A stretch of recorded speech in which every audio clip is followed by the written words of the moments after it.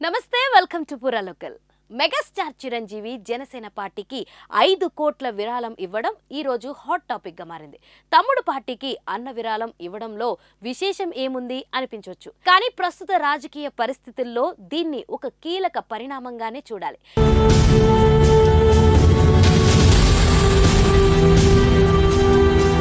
నిజానికి చిరు ఇచ్చింది కేవలం విరాళం కాదు, ఒక పెద్ద స్టేట్మెంట్ అని రాజకీయ విశ్లేషకులు భావిస్తున్నారు.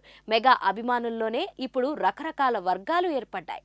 చిరు అభిమానుల్లో ఓ వర్గం పవన్ ను వ్యతిరేకించడం, పవన్ ఫ్యాన్స్ లో కొందరు చిరును రాజకీయంగా విమర్శించడం లాంటివి చేస్తున్నారు. మరోవైపు చిరు గతంలో ఏపీ సీఎం జగన్ తో సన్నిహితంగా వ్యవహరించడం చర్చనీయాంశమైంది. ఈ నేపథ్యంలో మెగా అభిమానులందరూ విభేదాలను పక్కన పెట్టి ఏకతాటిపై నడవాలని చిరు చెప్పకనే చెప్పినట్లుగా అయింది.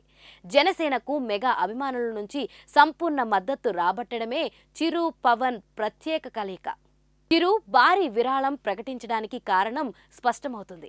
అభిమానుల్లో వర్గాల వల్ల ఓట్లు చీలిక జరిగి వైసీపీకి మేలు జరుగుతుందనే ఉద్దేశంతో తాను తమ్ముడికి పూర్తి మద్దతు ప్రకటించడం ద్వారా మెగా అభిమానులు కూడా పూర్తిగా పవన్ కు అండగా నిలవాలని చిరు సంకేతాలు ఇచ్చారని స్పష్టమవుతుంది.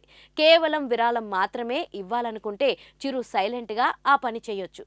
నాగబాబు, వరుణ్ తేజ్, రామ్ చరణ్ గతంలో అలాగే చేశారు. కానీ చిరు మాత్రం దీన్నొక కార్యక్రమం లాగా చేశారు.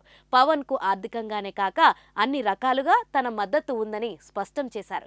మరి మెగా అభిమానులు ఈ విషయాన్ని అర్థం చేసుకుని ఎన్నికల్లో పవన్ కు పూర్తి అండనిస్తారేమో చూడాలి.